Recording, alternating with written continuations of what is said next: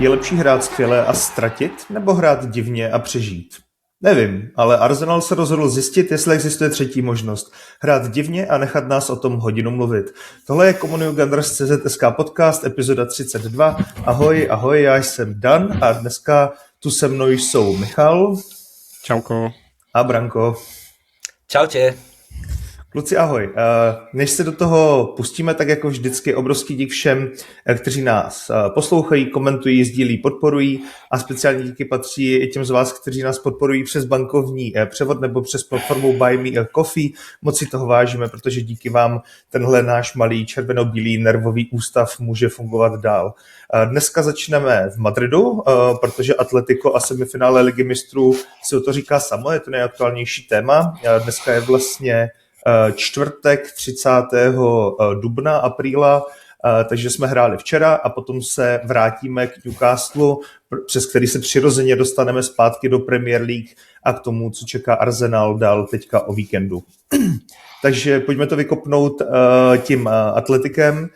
Arsenal teďka má výsledky, které se nedají označit za skvělé, ale taky ne za úplně jako hrozné, ale fanoušci cítí velký neklid.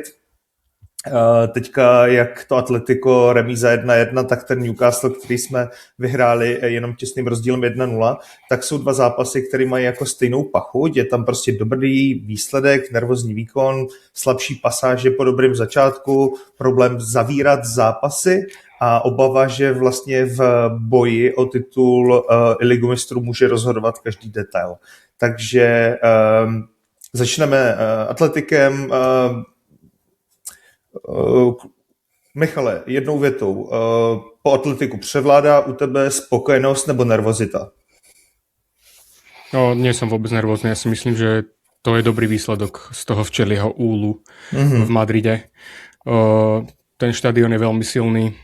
Atletico tam dokáže hrať výborné zápasy. Je to extrémne nepríjemný super, o čom sme sa mohli presvedčiť hlavne v druhom polčase. Tam Diego Simeone spravil jedno striedanie, kedy sme si možno všetci mysleli, že idú brániť výsledok 1-0, ale bolo to úplne naopak. On tou zmenou rozostávania dokázal proste prehrať pred ten Arsenal. Takže ja si myslím, že to je dobrý výsledok. 1-1 je to stále otvorené a ideme proste do Londýna a tam to bude zase zápas o niečom inom. Takže ja si myslím, že keby mi niekto povedal pred týmto zápasom, že pôjdeme domov s remízou, tak si myslím, že by som bol spokojný, takže som spokojný aj teraz. Co ty, Branko, bral by si taky před zápasem remízu? Áno, bral by som remízu, pretože na Atletiku sa hrá pravidelne ťažko, ale keď sa na to pozriem v kontexte toho, že cez tento víkend je Arsenal jediným semifinalistom, ktorý nemôže vypustiť, naozaj nemôže vypustiť. Ja som to akurát dnes riešil v mojom podcaste Ticket, že pre porovnanie, Paris Saint-Germain má v lige 6-bodový náskok a zápas k dobru. A hrá momentálne cez víkend zápas, ktorý v pohode môže vypustiť. Bayern Mníchov, o ňom sa baviť nemusíme. Samozrejme, aktuálny majster Nemecka hrá s nováčikom a nastúpi ani nie s Bčkom, ale možno s Cčkom. A Atletico Madrid cestuje na Valenciu. Atletico Madrid má 3. alebo 4. miesto garantované.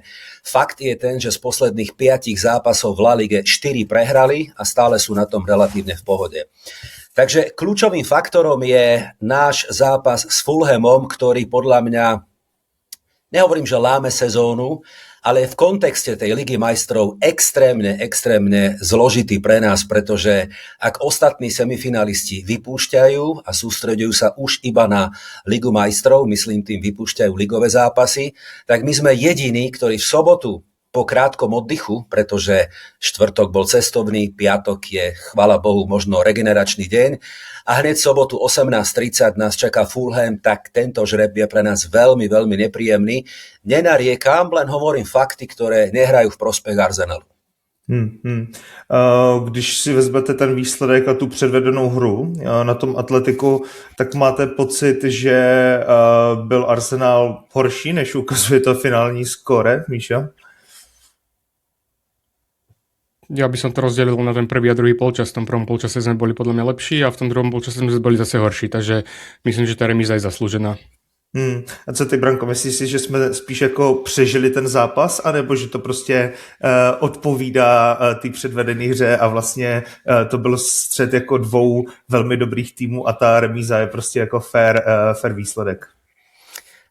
S odstupom pár hodín po zápase som relatívne spokojný.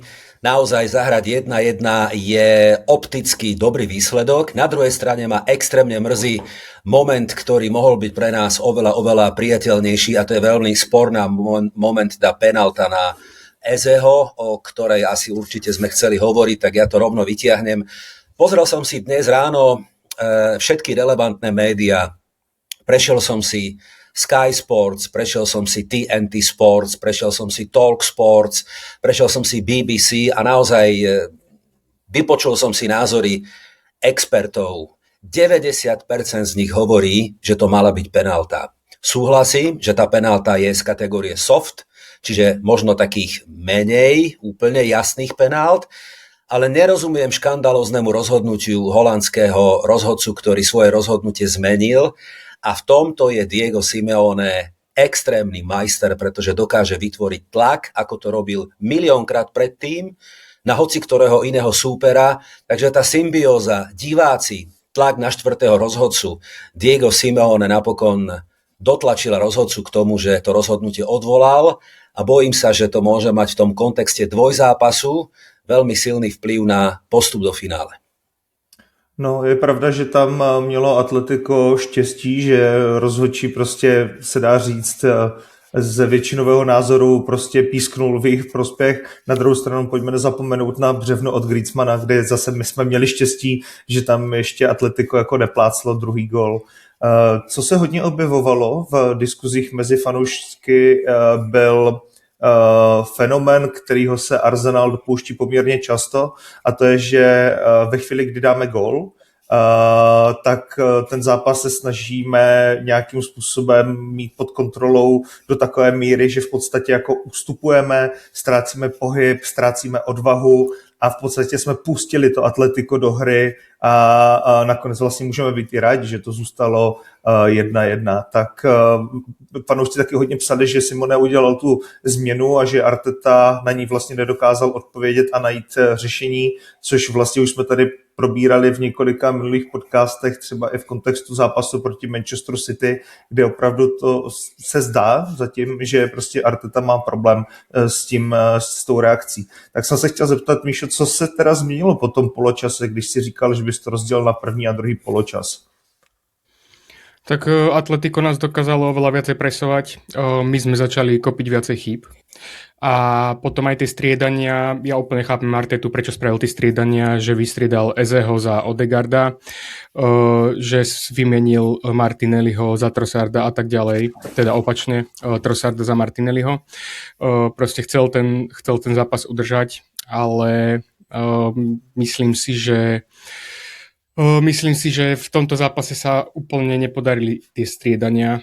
Trossard v podstate hneď prvú loptu, keď dostal, tak z toho skoro vypracoval gól pre Atletico, že vôbec to nebol jeho zápas. S tým, že podľa mňa ale zároveň není tam veľa možností toho, ako ovplyvniť zápas. Pretože my, ak sme hrali za stavu 1-0, tak proste ty nemôžeš dať tam napríklad na ľavú stranu Ezeho, pretože vie, že to bránenie mu až tak nejde. A napriek tomu, že by to pomohlo útoku, ale za stavu 1-0 v Madride ty nechceš útočiť, hej, ty si chceš v podstate ubrániť ten výsledok. Takže myslím si, že to bolo aj logické, ale zároveň proste tie striedania úplne nevyšli, takže možno toľko. Branko, myslíš si, že to byla spíš jakoby zásluha Simeoneho, anebo spíš jako selhání Arsenalu? Opäť vyťahnem ten kontext toho zápasu ligového, ktorý čaká Arsenal a ostatné týmy. Vychádzajme z toho, že Diego Simeone je vynikajúci motivátor a extrémne skúsený manažér. A pre porovnanie Mikel Arteta, na to nezabudeme, a ja sa ho stále zastávam, pretože používam argument, že sa učí u nás v Arsenale, aby bol ešte raz v budúcnosti lepším manažerom. My sme jeho prvý klub.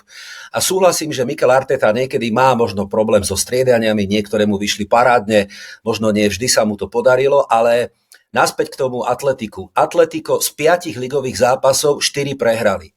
Pre nich nie je sezóna, nie sú silní na to, aby dokázali vyhrať titul v La Lige, ale sú veľmi silní v tom, aby na 1-2 zápasy, čo je teraz tento náš dvojzápas, dokázali zo seba vydať maximum. Každý jeden hráč Atletika Madrid, ako sa hovorí, šmýkal sa po trávniku a išiel na bomby, pretože vie, že cez víkend nemá žiadnu povinnosť a o to skôr išli do súbojov, boli fyzickejší.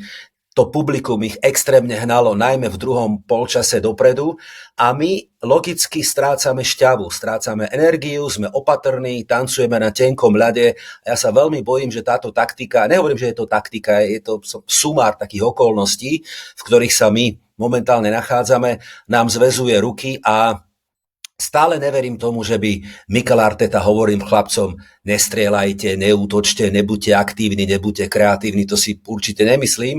On si vyžaduje istú disciplínu a kontrolu, ale stále sú v koncovke tí hráči 11 tí, ktorí predsa musia mať v sebe nejaký profesionálnu chuť, odvahu, drzosť, niečo zmeniť, niečo zahrať, niečo vymyslieť. Takže ja v tomto smere sa budem Mikel Artetu zatiaľ zastávať. Len hovorím, pozerajme sa na to všetko v súvislostiach a v tých hlavách je stále Premier League a niekedy je to tak, že naháňaš 2 zajace a napokon nechytíš ani jedného. Míšo, ešte si niečo doplniť?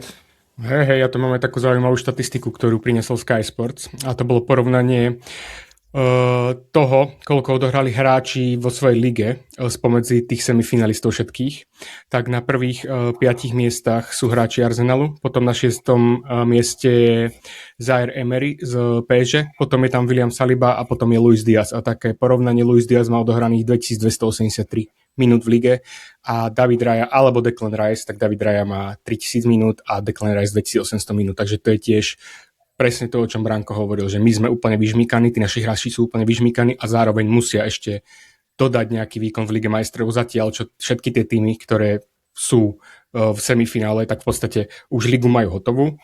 Ako sme si povedali, môžu oddychovať a môžu sa plne sústrediť na Ligu majstrov. Takže je to naša extrémna nevýhoda a aj preto, aj z tohto pohľadu, keď sa na to pozrieme, tak proste ten výsledok 1-1 je úplne v pohode. OK, když se vrátím zpátky k tomu, co psali ti fanoušci, tak prostě podle nich se možná nezměnil zápas, Arteta ne, jo. A my jsme tam měli to trojité střídání, které podle části jako lidí ten tým hodně rozhodilo. Hodně se řešilo teda i to stažení Odegaarda a otázka, proč nemohli vlastně Odegaard s Ezem být spolu na hřišti. Takže bylo podle vás to stažení Odegaarda třeba jako chyba, Branko? Ja, chlapci, a ešte raz poviem to na rovinu, ja mám na Odegaarda veľmi jasný názor.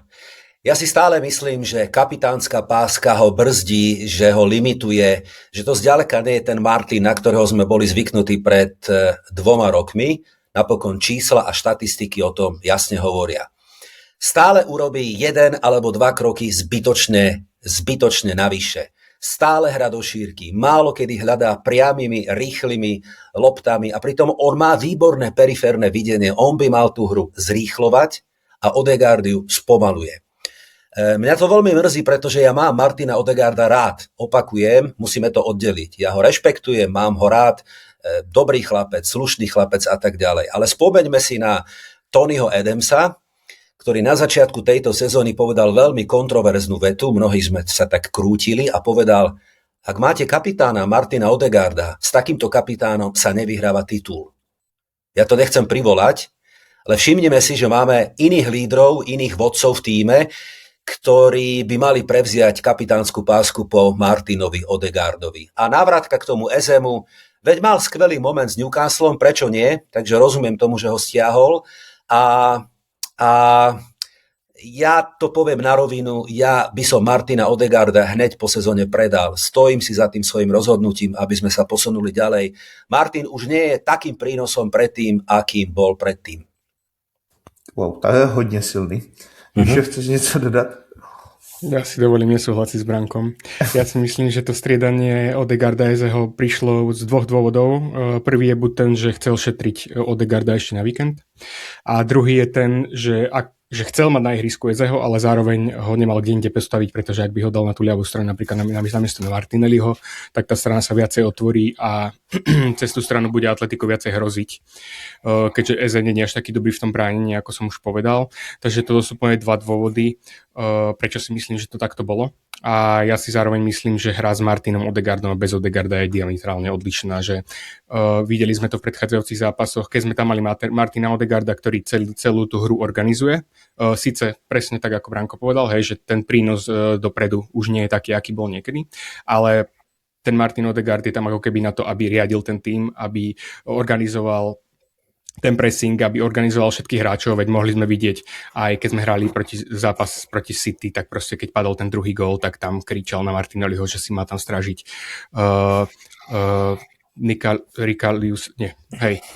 asi dobre hovorím. Áno, a proste O'Reillyho, pardon, hej. A proste nespravil to, takže v tomto je veľmi dôležitý a zároveň ten Eze je na tie čarovné momenty, na tie prihrávky do priestorov a tak ďalej, takže keď sú oni dvaja v podstate na ihrisku, tak síce nám chýba nejaký ľavý krídelník, ale dokáže to ten Eze pekne vykompenzovať nejakými svojimi inými prednostiami. Takže z môjho pohľadu je to, proste sú iba tie dva dôvody, ktoré som vymenoval, prečo Odegaard neustal na tom ihrisku. Ono, když jsme u té kritiky, tak hodně ty kritiky se valilo i na naše křídla, tradičně jako již, a to jak na Jesuse, Trossarda, tak Martinelliho a samozřejmě i na Whitea, tak já nevím, jsou z těch, co jsem teďka vyjmenoval, někdo, koho byste si třeba v další sezóně chtěli nechat, nebo byste spíš jste na tom podobně jako všichni ostatní fanoušci, že byste se těchto hráčů chtěli zbavit. A ještě jednou to teda zopakuju, jde o Jesuse, Trossarda, Martinelliho, Whitea. Opäť skrátim to, môj názor je jasný. Ben White predať, to najlepšie má za sebou, jeho výkonnosť už nie je taká ako predtým. Jesus, poloinvalid, nič zlom, ale jednoducho éra Jesusa skončila žiaľ pred 3-4 sezónami, určite predať. Trossard, áno, predať, je tam vek, nedal by som mu ďalšiu zmluvu. Martinelli, tam je jeden jediný otáznik. Ak by súhlasil so znížením platu a aby bol striedajúci lavičkový hráč, možno by zostal, ale on má oproti ostatným hráčom jednu super výhodu a síce cenu. My sme ho kúpili za 5 miliónov, kedysi dávno z Brazílie. Dnes ho vieme predať za 40-50 miliónov. Čiže to je po všetkých hráčoch konečne účtovne veľký zisk pre klub. A preto Martinelli by mal byť predaný. Takže za mňa všetci 4 out. Míšo? Tam mě zaujíma tvoj názor. No, já třeba Bena Whitea, z tady těch lidí, co jsem jako vyjmenoval, mám asi nejradši, ale za to můžou prostě vzpomínky na sezónu jako 4 roky zpátky a 3 roky zpátky.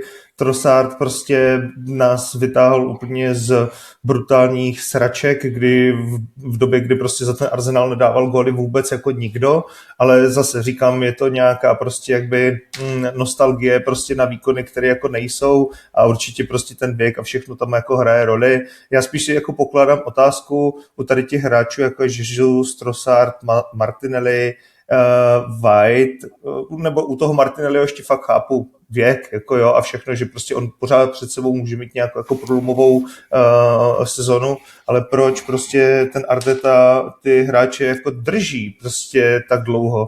Podle mě jako a i ten Trossard, i ten Jesus, i ten jako White jako mohli jít klidně už před sezónou pryč a byl prostor na nějakou jako rekonstrukci a tak, jo. My jsme šli prostě do té sezóny, do tady téhle sezóny, kdy fakt už prostě s tím titulem prostě musíme něco jako dělat nebo to jako dotáhnout aspoň jednu soutěž, tak jsme šli prostě s křídelníky, kdy ani jeden z nich, s výjimkou Saky, který je ale furt jako zraněnej, nikdo z nich není elitní, jako jo. A teďka jsme jako v situaci, kdy prostě základ hraje prostě Madueke, protože Saka je prostě zraněnej. Když se Saka vrátí, tak samozřejmě jako ano, jde tam vidět, že jsou tam nějaké jako magické momenty a tak, ale že prostě tam jakoby není a nalevo prostě máme Martinelliho a Trossarda a případně jako Jesuse, co tady jako už nevím kolik let let řešíme, že to prostě nefunguje, že to není dobrý. Jo? Takže mě by prostě zajímalo, proč tam z nějakého důvodu ten realizační tým prostě nedělá nějaké větší změny, zatímco prostě do té obrany a zálohy přikupujeme každý rok 2-3 hráče. Prostě, jo.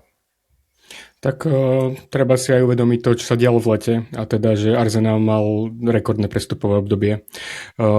Minuli sme akože dosť veľa peňazí na viacerých hráčov s tým, že ak by sa predal, dajme tomu Ben White za istú sumu, či by sa dokázala nájsť adekvátna náhrada za takú istú sumu na tú pozíciu. To isté v rámci Martinelliho, to isté v rámci Trossarda. Hej. O Jesusovi sa nemusíme baviť, pretože Jesus bol v podstate v lete ešte zranený. Čo som chcel povedať? Chcel som povedať to, že začiatok sezóny mal podľa mňa Trossard aj Martinelli výborný, veď Martinelli nás ťahal v Lige majstrov, ten nám tam veľmi pomohol, Trossard nám tiež pomohol v niektorých zápasoch, pamätám si, že sme ho tu ešte v roku 2025 v tejto sezóne ospevovali, takže oni tú formu mali, akurát tá forma išla dole.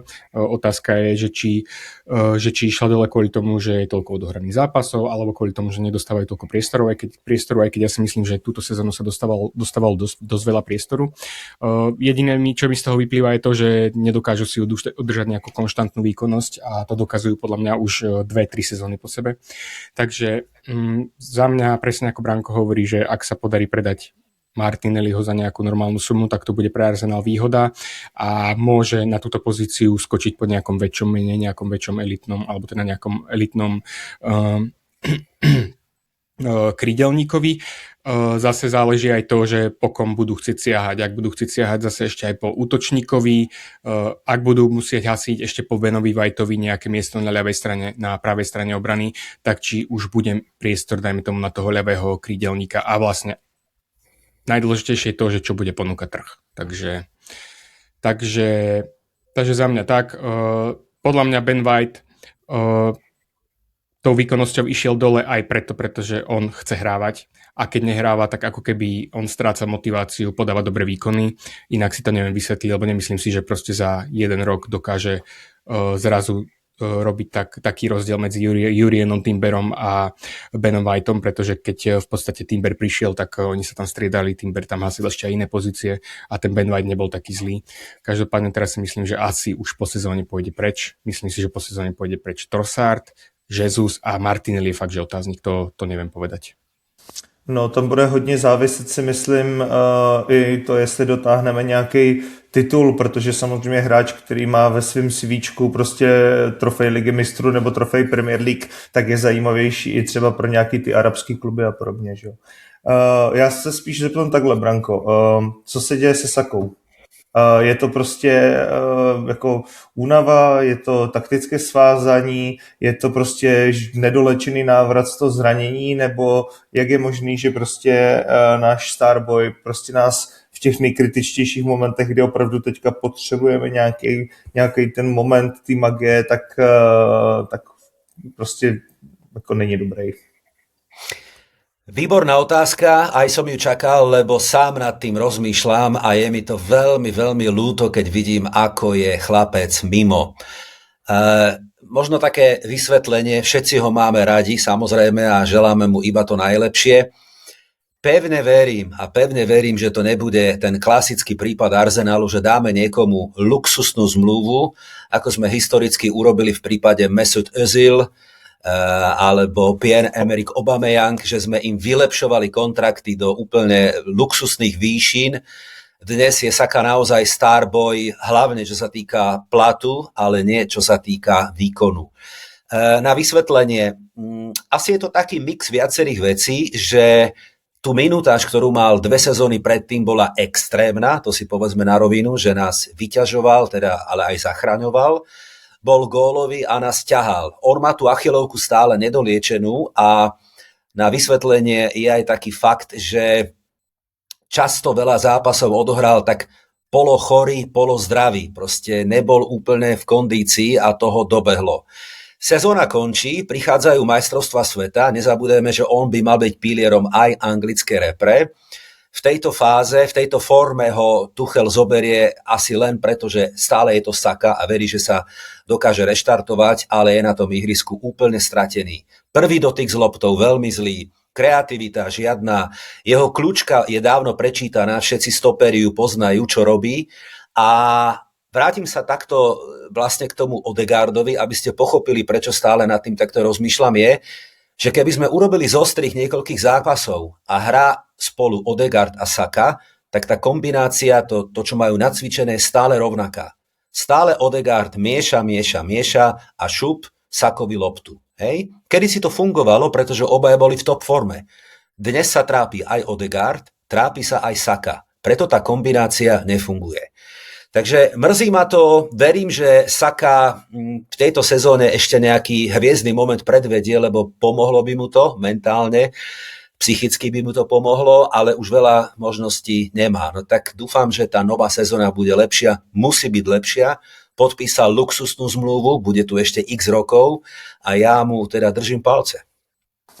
Hele, já bych ještě to zakončil otázkou na Míšu. Míšo, myslíš si, že že máme jako problém na křídlech jako v tom, že ti křídelníci prostě jsou teďka jako mimo formu, anebo prostě ten problém je v celém tom útočném systému, jo? Protože my jsme se tady hodněkrát bavili o té dynamice toho přechodu do útoku, jo? Že prostě zpomaluje, Branko to dneska vzpomínal, a zároveň prostě zmiňujeme prostě, že ty hráči nejsou jako ve formě, tak je to jedno, druhý, v obojí prostě, jo, kde hledat tu příčinu, protože na jednu stranu my tady vyhazujeme jako hráče z klubu a přemýšlíme o tom, jako kým bychom jako nahradili, ale otázka je, jestli prostě samozřejmě po příchodu do Arsenalu by i ty jako nejlepší talenty, třeba i z PSG a podobně, jako se u nás třeba neutopily. To je veľmi ťažká otázka. A neviem, či ti nedokážem odpovedať. Podľa mňa sme ukázali proti Manchesteru City zápas, že vieme hrať útočne. Ukázali sme tam dobré momenty, mal tam dobré momenty, ak berieme krídelníka Ezeho, tak určite v tomto prípade, hej. Mal tam Madueke nejaké dobré momenty. S tým, že ale Madueke má tiež zápas dobrý, potom má zase 2 zápasy zlé a tiež to nie je úplne konštantná výkonnosť. Podľa mňa sa stráca celý útok a neviem, či je to tým systémom, alebo či je to tými individuálnymi výkonmi, že proste to nejde tú sezónu. Ja by som ešte, Dan, sa k tomu vyjadril takto, že všimnite si, chlapci, že každý jeden išiel výkonnostne dole. Každý jeden hráč, všetci kompletne. A to je zaujímavé. Tá tabuľka, ktorú tu mám, je katastrofálna, to je tá percentuálna úspešnosť Arsenalu pod vedením Mikela Artetu, aby som bol konkrétny po mesiacoch, nebudem čítať všetky, len zopár vytiahnem. August 64% úspech, výkonnosť a víťazstva. September 70, november 55 a tak ďalej. Marec 75 a teraz boom, apríl 44. Tak dobrá správa je, že končí duben, končí apríl a máme tu máj, teda kvieten, v ktorom máme 73% úspešnosť. To len tak na odľahčenie. No chlapci, aby som to uzavrel, nebyť Davida Raju, opakujem, nebyť Davida Raju, ktorý nás ťahá každý zápas nejakého problému. Má fantastické zákroky. Nie náhodou bude 3. rok po sebe, pozor, držiteľom Golden Glove, zlatej rukavice. 3. rok po sebe, akože klobúk dole. Ja viem, tiež zle nahrá, tiež mi pije krv, keď tancuje na tej lopte, ale keď to porovnám s tým, aké fantastické výkony podáva, koľkokrát nás zachránil, či už s Newcastlom, alebo posledný zápas na Atletico Madrid takisto, tak neviem, kde by sme boli dnes. On si tú výkonnosť drží paradoxne, chvála Bohu, najvyššie už veľmi dlho. Mně se líbí docela tady ten spin. Pojďme se na chviličku zamyslet nad tím, kdo není jako špatný, ale kdo je dobrý a kdo nás právě jako drží nad tou vodou. Tak kromě Raji, Míšo, máš nějaký tip? Za mě je to určitě Declan Rice a teď jsem ti určitě vzal ten tvůj tip. Tak Declan Rice je asi úplne tá obvious voľba, proste to napadne každého toto meno. Potom si myslím, že to je v túto chvíľu aj Piero Inkapie. Ten je vynikajúci posledné zápasy, síce toľko neponúka toho do tej útočnej fázy, ale je to neskutočný bojovník. S tým, že akože na Atletiku tam tie prvé sekundy alebo prvé minúty vstup do zápasu nebol úplne ideálny, tam sa pošmykol, ale potom to úplne všetko vynahradil a Teším sa, že vlastne máme ho a že vlastne si uplatníme tú opciu na kúpu a ostane u nás. Otázka je, čo tam potom s Calafiorim a vlastne s Calafiorim a jeho zdravie a tak ďalej. A myslím si, že toto a potom asi stoperská dvojica a viacej hráčov s nejakou konštantnejšou výkonnosťou asi nenájdem. Takže jsme se shodli na tom, že obrana je super a útok je špatný. Výborně. Skvělá první půl hodinka, tak se pomalu přesuneme do té druhé. Vrátíme se o pár dnů nazpátek k tomu Newcastlu, abychom vlastně na to přirozeně navázali potom na víkend, kde nás čeká vlastně další kolo v Premier League. Vidíme tam podobný vzorec jako v Madridu, že ten výsledek se samozřejmě jako je super, 3 body, ale ten fanouškovský žaludek z toho zase jako není úplně v klidu. Hodně se řešilo skóre, hodně se řešilo City, které hrálo z Burnley vlastně taky 1-0, mohli tam určitě nastřílet toho více, takže zaplať pánbůh za Burnley, že dostali jenom 1. Je otázka, jestli tyhle podobné zápasy nenecháváme jako zbytečně otevřené, jo? Protože když se podíváme na to, jak Newcastle hraje v posledních kolech, tak oni dostávají těch gólů poměrně hodně a my jsme jim prostě zvládli jako dát 1 a zase po jako skvěle nacvičené jako standardní situaci tam jako všechna čest. Asi všichni viděli rozbor, že jo, toho rohu, jak to vlastně zkoušeli 3krát na ten stejný způsob, až Eze potom zavěsil. A k tomu se dostaneme. Tak já to otevřu takhle jako jednoduše. Byla ta výhra nad tím Newcastlem pro vás více jako úleva, jako 3 body, nebo povzbuzení, Míšo? Úľava. Takže určite úľava. A ty, Branko? Bola to strašná úľava, chlapci. Ja som tam sedel na Emirates, som sa natrápil a bolo cítiť na celom štadióne tú nervozitu, vám poviem pravdu, extrémnu nervozitu, lebo jedna vec je, že vidíte zápas, ale samozrejme, keď tam sedíte, vnímate aj okolie, vidíte fanúšikov, tá energia sa prelieva na trávnik, to musím veľmi otvorene povedať, že vidíte asistentov, lavičky, proste ako si hovoria, ako sa hecujú, ako veľmi chcú, to im nikto neberie, ale bol to pôrod do poslednej sekundy, takže bola to úľava. Nečakajme mi iné výsledky, chlapci. Ja som to hovoril, 1-0 je pre nás mantra alebo mustra, ktorou asi pôjdeme už, pokiaľ sa nestane extrémna situácia v nejakom zápase penalty a vlastný gól a niekto dá hat-trick, bodaj by, tak my už neočakávajme iné výsledky. A veľmi dobrý príklad Dan bol aj Manchester City na Burnley. Všetci hovorili handicap, 2, 3, 4 góly im dajú. Kdeže, chlapci? Aj City cíti tlak. Aj City vie, že nemôže. A chcú. A vedia. Ale nemôžu otvoriť hru. Že potrebujú získať do tabulky 3 body. Takže ja s Fulhamom očakávam, chlapci, ale extrémne ťažký zápas. Tabulka pravdy hovorí, že sú 1 bod od 7. miesta, 1 bod od Európy a Fulham, ktorý je oddychnutý, vymasírovaný. Celý týždeň sedeli pred telkou, obrazne povedané, a užívali si zápasy Ligy majstrov. Nezabudajme, že stále je to malé londýnske derby. Veľmi sa bojím tohto zápasu a nechcem privolať nič zlé, ale poviem to tak jednoducho. Ak by sme zlyhali s Fulhamom, bojím sa, že nepostúpime z Atletico Madrid. OK. Máš na to stejný názor, Míšo? To je zaujímavá myšlienka. Toto nedokážem odhadnúť. Každopádne ten zápas s Fulhamom bude určite nesmierne náročný. Proste Fulham je jeden z tých superov, ktorých nemáme úplne v láske. Hrá sa nám s nimi ťažko. A tie výsledky aj po minulé roky sú strašne tesné. Takže bude to veľmi ťažký zápas.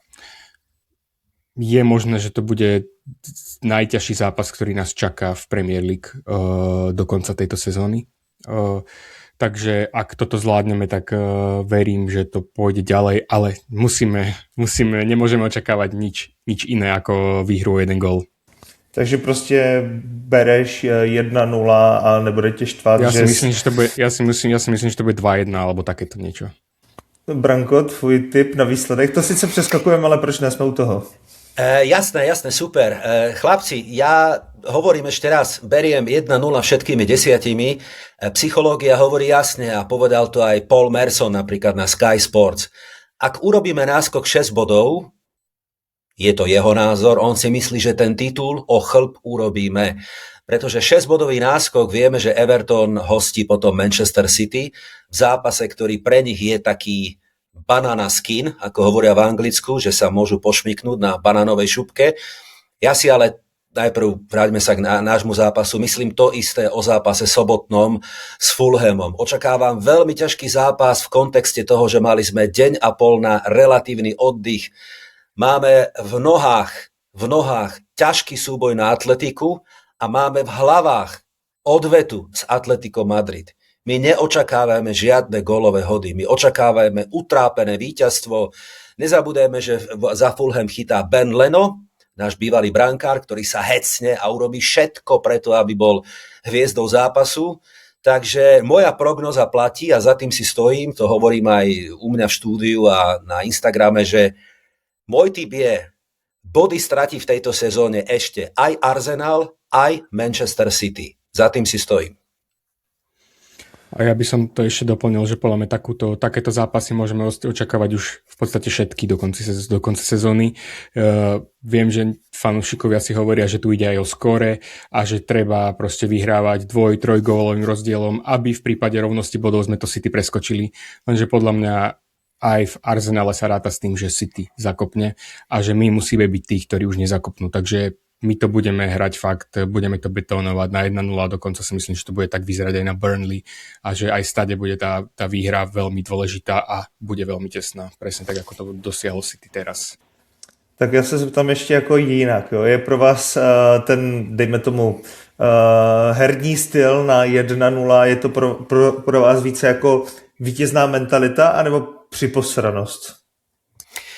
Priposranosť. Pozri sa, je to realita, v ktorej sme.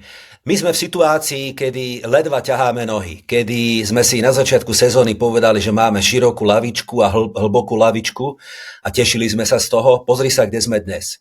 Všetci išli výkonnostne dole. Opakujem, sú na to objektívne dôvody. Tí chlapci naozaj majú v nohách alebo budú mať celkovo 70 plus zápasov za sezónu. Takže to sú objektívne dôvody, tá minutáž je extrémna u každého z nich. Ja pevne verím, že príde zápas, kedy sa hecneme a dáme 2-3 góly, že proste to zasvieti. Ale zatiaľ je vidieť, že každý zápas je extrémne zložitý, hlavne v hlavách, lebo tá hlava chce, ale nohy sú tvrdé. Nejde to. A tá zodpovednosť neurobiť chybu, nepustiť supera ku gólu, potom nám robí tú zlosť, že pozeráme sa na ten zápas, na ten výkon a nás to nebaví. Je to trápenie. Nie je to ten Arsenal, na ktorý sme boli zvyknutí. Toto nie je naše DNA. Ale, opakujem, ak nás toto privedie k úspechu a sa naučia takto škaredo vyhrávať, tak potom sa na to nikto pýtať nebude. No, když to vztáhnu k tomu zápasu proti Newcastlu, tak já jsem měl trošku jako vyšší očekávání od Viktora Gyökerese a teďka jako pominu, že samozřejmě on je nejlepším střelcem jako Arsenalu v této sezóně, jo? Ale už pomaličku jako končíme, už je pomaličku jako závěr sezóny, takže si už jako můžeme říct, zdali jsme s ním jako spokojení nebo ne. Tak jak to vidíte teďka jako s tím odstupem, protože že první část té sezóny, kdy nebyl produktivní, tak se hledaly různé detaily, které jako oceňovat na jeho hře, jak na sebe třeba navazuje ostatní hráče, jak je pracovitý a tak podobně. Potom to lidi začalo štvát a říkali, jako útočík je tady od toho, aby dával góly, tak on se stane nejlepším střelcem Arsenalu v současné sezóně, tak tady ten argument vlastně taky jako odpadl. Ale prostě já když čtu ty komentáře po každém zápasu, po každém jeho nastoupení a tak mně přijde, že on má prostě dvojnásobně větší přísnost na hodnocení výkonu než ostatní hráči a vím, že jsme se jako Viktoru Gyökeresovi jako hodně věnovali, ale myslím si, že to jako zaslouží znova i vzhledem k tomu teďka dvojzápasu nebo celkově k té periodě teďka, kterou tady máme, která je prostě gólově impotentní a on se samozřejmě mezi ty střelce zapisuje, ale spíše z těch penalt. Tak vaše hodnocení, Branko, začni. Ja som veľmi rád za Viktora Gyökereša a stojím si za ním, pretože priniesol niečo nové, niečo iné do našej hry. Jeho prejav, ak hovoríme, nemyslím futbalový, ale ten na kamery, je taký zvláštny, by som povedal. Je taký iný, čudný, možno nie každému je extra sympatický, ako dáva rozhovory a tak ďalej, ale toto nie je jeho úloha. Jeho úloha je dávať góly a po včerajšku ich má 19. Tak ak skončí sezónu s tým, že bude mať chlapec v prvej sezóne u nás 20 gólov, tak kedy sme naposledy mali takého hráča? To je jeden fakt. Druhý fakt. Vytvára priestor, je fyzicky silný. My sme nikdy tak fyzicky, alebo dávno sme tak fyzicky silného hráča nemali. A to, že mu chýba možno väčšia kreativita, súvisí aj s tým, že my stále hráme do šírky. My hráme na Saku, my hráme na Martinelliho. My stále nehráme, lebo nebol kedy počas sezóny meniť tento herný štýl a v posledných zápasoch sezóny sa to už vôbec nezmení. Takže on nedostáva ten servis, na aký bol zvyknutý v Sportingu Lisabon napríklad. Takže ja som rád, že začína kariéru u nás, bude mať za sebou prvú sezónu. Verím, že tie ďalšie budú iba lepšie a aby som povedal ešte taký môj sen útočný a vtedy by to už začalo byť vážne, keď odíde Gabriel Jesus, keď skončí Kai Havertz a pôjde naspäť do Nemecka, a verím, že to tak bude, a príde Viktor Osimhen. A dvoch Viktorov, konkrétne vysoký Osimhen, zabijak killer v kombinácii s Gyökerešom, toto je moje útočné duo. Ale tak to už som si uletel. Míše? Fanúšikovia sa väčšinou pozerajú na ten zápas tak, že vidia jeden moment, ktorý tomu hráčovi nevidie a podľa toho hodnotia možno celý ten výkon toho zápasu.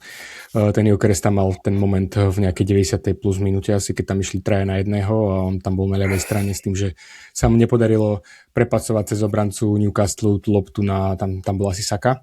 No a podľa tohto vlastne hodnotili, podľa tejto jednej nahrávky hodnotili celý ten zápas, ale ja si myslím, že ten zápas odohral Viktor Gyökeres veľmi dobrý. Neviem, aké boli odozvy fanúšikov na štadióne, to možno skôr Branko povie, ale on tam fakt bojoval, proste veď videli ste všetci aj to Rilsko, čo obletelo, proste keď tam bežal z našej 16 za tým obrancom, obral ho tam a potom to nahral Martinelliho a Martinelli to proste nahral potom dozadu, no tak už potom asi viac si toho spraviť nemohol, ale fakt bol snaživý a myslím si, že aj ten výkon na atletiku, že bol výborný, veď on tam mal viacero dobrých akcií, mal tam akciu na Martina Odegaarda, kde to Martin mohol strieľať z prvej, namiesto toho ste zasekol a potom to kopol do obrancov atletika, takže strieda dobré zápasy s lepšími, ale myslím si, že na to, že je tu prvú sezónu, zvyká si na ten tým, zvyká si na anglickú ligu, na tvrdosť, tak si myslím, že akože bola to dobrá kúpa, tak strelil už skoro 20 gólov, keď presiahne 20 gólov hranicu, čo si myslím, že presiahne túto sezónu, tak pred sezónou si myslím, že takéto čísla očakával každý fanúšik minimálne, hej, takže tu to minimum dosiahol.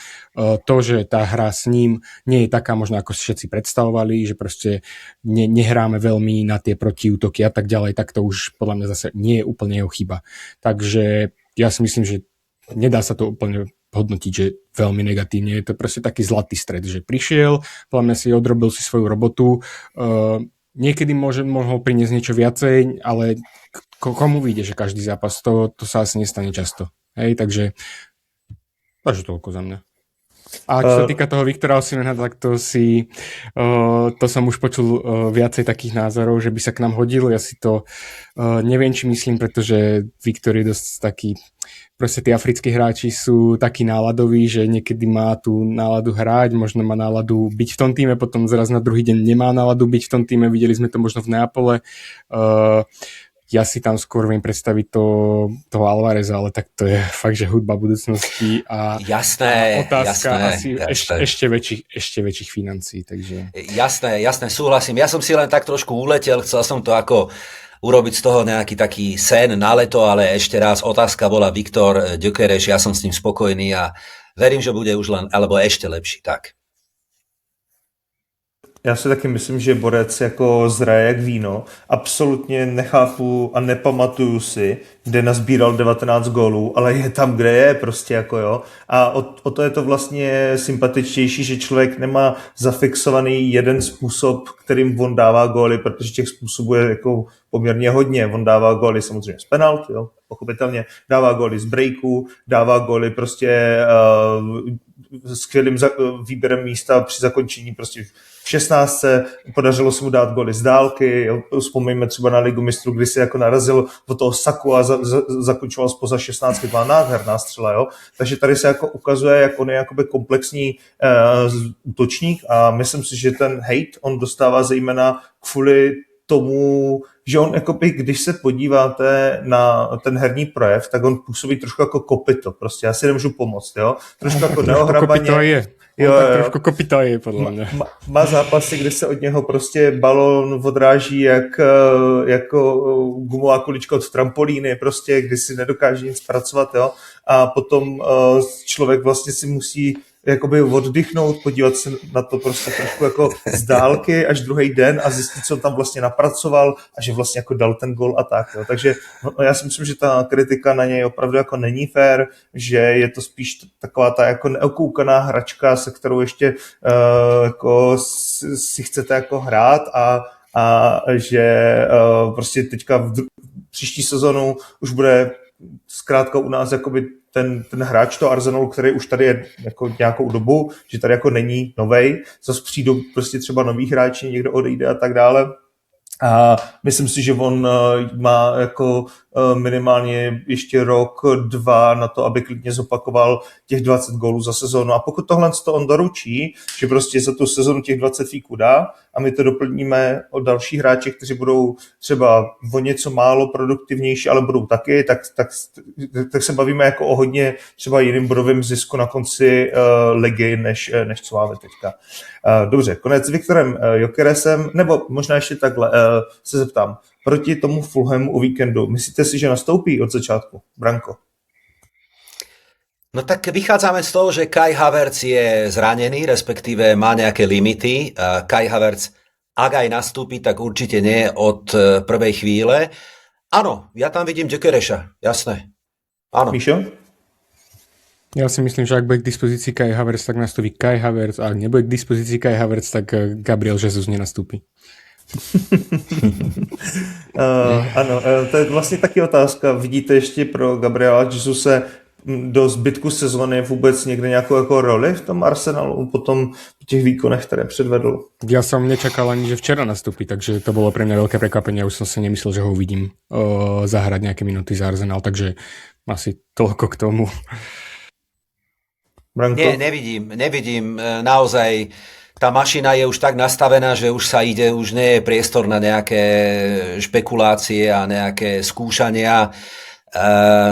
Už nie, už sa s ním len rozlúčime časom. Jasné, ak nastúpi a vymyslí niečo, dá gólovú nahrávku, dá gól, pán Boh zaplať za to, ale budeme sa s ním lúčiť o pár týždňov.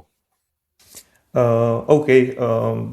Takže můžeme očekávat asi, že v příští příležitosti, kdy Gabriel Jesus náhodou naskočí, tak možná už bude nějaká rozlučka s ním. Ne, já mu samozřejmě, to je blbý takhle o někomu mluvit, on prostě si samozřejmě za Arsenal svý odehrál, ale asi všichni vidíme, že prostě to, kolik on bere jakoby peněz stejně a to, jak moc je k dispozici a když už je k dispozici, jakým stylem hraje, že už to prostě nestačí a asi by bylo pro obě dvě strany lepší, kdyby se to podařilo nějakým způsobem teďka v létě jako ukončit ale to je to, já už jsem na to lehce dneska jako narážel, prostě mám trošku jako pocit, že Mikel Arteta se prostě neumí rozloučit s hráči, kteří tomu týmu už jako nemají co dát, tak doufám, že tady jako zasáhne Andrea Berta nebo jako zbytek toho realizáku a hlavně, že bude i zájem prostě třeba odkudkoliv, klidně z Brazílie nebo někde z Jižní Ameriky, aby prostě někam jako přestoupil a ukončil tam tu svoji kariéru, protože opravdu, jestli on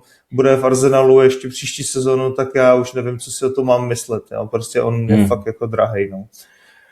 Dobře. Už bychom měli pomaličku jako finišovat. Tak Ja sa chcem ospravedlniť, ak jasne. náhodou sa vypnem. Ja som tu v pohode, aj rád, len neviem, kde mám nabíjačku a vyzerá, že mám pomaly vybitý komp. Takže keby ma náhodou OK. vyplo, tak sa dopredu ospravedlňujem. Jo. OK, tak to zkusme urychlit.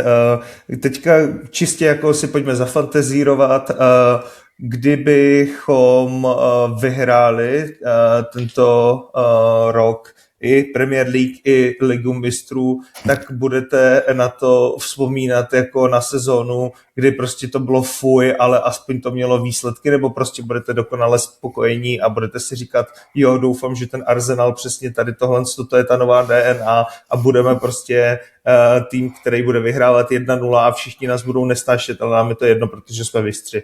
Jak to máte hozený? A Branko, začni, kdyby se ti to náhodou vyplo. A ja si nemyslím, že to 1-0 pre nás, že to bude ďalej niečo typické. Je to momentálne súhra okolností a znúdzecnosť a vlastne spôsob, ako sa z týždňa na týždeň dostávať k nejakým výsledkom, takže toho sa neobávam. Ja vám poviem moju prognózu na koniec sezóny a vlastne ako to vidím ja. Pevne verím, že o chlp, o skóre, o gól urobíme titul v anglickej lige. Pevne verím, že sa dostaneme do finále Ligy majstrov, ktoré prehráme. A je dobré, že ho prehráme z jedného dôvodu, aby sme sa ho naučili potom, možno v ďalšej sezóne hneď aj vyhrať. Pretože ak by sme tam boli a našim súperom je PSG alebo Bayern, vidíme, aký futbal dnes hrajú, v akej forme sú. A nezabúdajme na fakt, že aj Paríž, keď hral svoje prvé finále v Ligi majstrov, tak ho prehral. City, keď tam prišli, tak ho prehrali. A keď po tak dlhej dobe by tam prišiel Arsenal, boli by sme všetci šťastní, keby to dokázal a keby vyhral v finále Ligy majstrov, o tom žiadna. Ale toto je môj taký nejaký sen. Urobme titul konečne v Anglicku, poďme do finále Ligy majstrov, posuňme sa. Hrá sa na jeden zápas, nikdy nevieš, aký osud ťa stretne v ten daný moment, ale pozor, ešte sme neprešli cez Atletico Madrid. Míšo?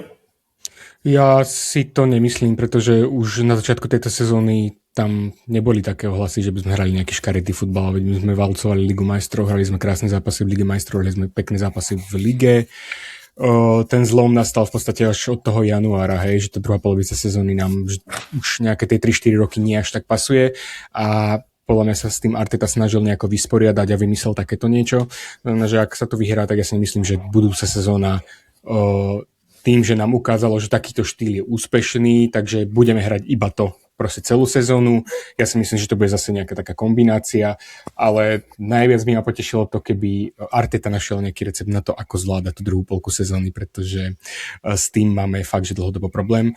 Naopak City je na tom presne opačne, že oni sa ako keby do tej polky sezóny iba rozbiehajú, nie je to také, je to také vlážne, je to také nepresvedčivé a potom vlastne idú na 100%. Takže trošku nejakú takú harmóniu v tom nájsť. Chlapci, ešte pokiaľ nie som úplne vypnutý, našiel som krásnu štatistiku Ligy majstrov, tak to ešte stihnem na pár sekúnd. Semifinalisti a góly, ktoré inkasovali v tejto sezóne Ligy majstrov. Brutál. Atletico 26, Paríž 21, Bayern 19, Arsenal 5. Iba 5 gólov a stále bez prehry.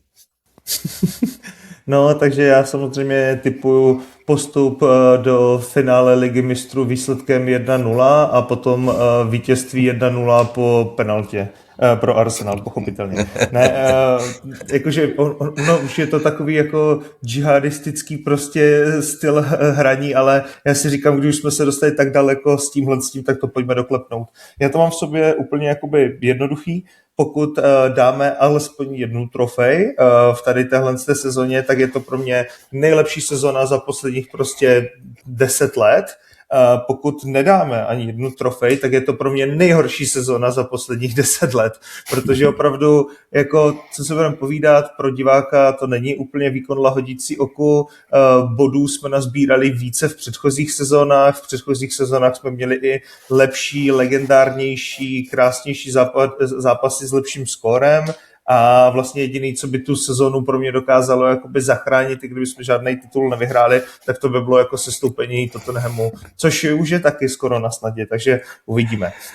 V tady ten moment si myslím, že už to nemá smysl tahat, když už je Branko úplně vybitej, aby se nám to ještě stihlo uploadovat, takže já vám všem poděkuju, že jste nás poslouchali, že nás pravidelně lajkujete, komentujete, sdílíte a tak podobně a určitě nám dejte vědět do komentářů, jestli jste po těchto 2 zápasech spíše tým výsledek se počítá, anebo tým takhle si koledujeme o velký průser. A hlavně Common Gunners. Takže děkuju Branko, děkuju Míšo a uvidíme se zase za týden, až dá Viktor Gyökeres konečně ten hat-trick. Čaute. Ďakujeme, čaute.